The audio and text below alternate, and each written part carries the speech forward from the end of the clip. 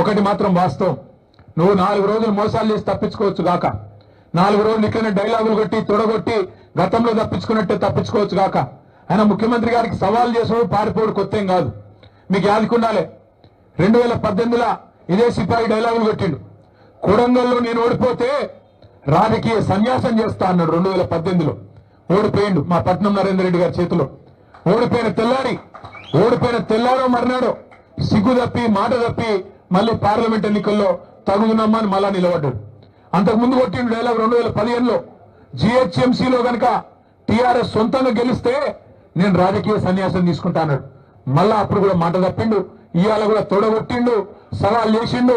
రైతుల మీద యువత మీద ఎప్పుడు వస్తావో రా, కేసీఆర్ వస్తాడా కేటీఆర్ వస్తాడా రండి అన్నాడు. మరి నువ్వు రా రా రా అంటే నేను వచ్చిన, నువ్వేమో పత్తలేవు. రైతు బంధు మీద చర్చ అన్నావు, అదేవిధంగా రైతు శ్రేయస్సు మీద చర్చ అన్నావు, యువతకు ఇచ్చిన ఉద్యోగాల మీద చర్చ అన్నావు. అన్నిటికీ మేము సిద్ధంగానే ఉన్నాం. రేవంత్ రెడ్డి గారికి మళ్ళొక మాట చెప్తా ఉన్నాను, నువ్వు ముఖ్యమంత్రివి, నేను ఒప్పుకుంటా. నువ్వు నాకంటే ఎక్కువ బిజీగా ఉంటావు, నీకు నాకంటే ఎక్కువ పని ఉంటుంది, నేను ఒప్పుకుంటా.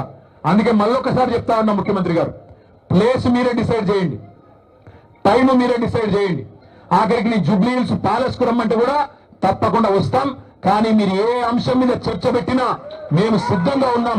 కేసీఆర్ తయారు చేసిన గులాబీ దండు గులాబీ సైనికులం సిద్ధంగా ఉన్నాం.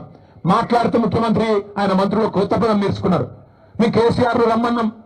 అరే నీకు నేను ఒకటే అడుగుతున్నా ముఖ్యమంత్రి, మా పిల్లలు సోషల్ మీడియాలో పోస్ట్ పెడితేనే గడగడలాడుతున్నావు, నీ కేసీఆర్ కావాలన్నా. చిన్న పిల్లలు కాలేజీలో చదువుకునే పిల్లలు చిన్న పోస్టులు పెడితే దానికే గడగడలాడుకుంటే వాళ్ళని తీసుకుపోయి జైల్లో పెడుతున్నావు, నీకు కేసీఆర్ కావన్నా. నీ లెవెల్కు మేము చాలు, నీ లెవెల్కు మేము సమాధానం చెప్పే సత్తా కేసీఆర్ తయారు చేసిన ఇంతమంది సైనికులకు మాకు ఎవరితోని, నువ్వు నన్నే కాదు, మా ఎమ్మెల్సీలు మా ఎమ్మెల్యేలు మా ఎంపీలు మా మాజీ ఎమ్మెల్యేలు మాజీ ఎంపీలు సీనియర్లు మా పార్టీలో ఏ నాయకుడైనా నీకు సరిపోతాడు నిజానికి. కానీ నువ్వు ముచ్చట పడుతున్నావు, పేరు తీసుకున్నావని నేను వచ్చినా, మళ్ళా నువ్వు ఎప్పుడు పిలిచినా వస్తా.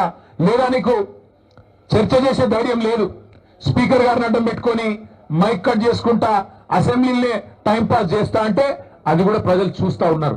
నీకు నిజంగానే నిజాయితీ ఉంటే నిబద్ధత ఉంటే చర్చకు రా, లేకపోతే ముక్కు నేలకు గీసి కేసీఆర్ కు క్షమాపణ చెప్పు. తప్పుడు కూతలు కూసినందుకు రైతు బంధు లాంటి పథకం పెట్టిన మహానాయకుడు, రైతు బీమా లాంటి పథకం తెచ్చిన మహానాయకుడు, భారతదేశ చరిత్రలో మొట్టమొదటిసారి 24 గంటలు రైతుకు ఉచితంగా కరెంట్ ఇచ్చిన నాయకుడు కేసీఆర్. అట్లాంటి నాయకుడిని అడ్డగోలుగా మాట్లాడినందుకు ముక్కు నేలకు రాసి చర్చకొచ్చే దమ్ము లేదు, కేవలం నాకు రచ్చ చేయడం మాత్రమే తెలుసు అని చెప్పి తప్పుకో, క్షమాపణ చెప్పు.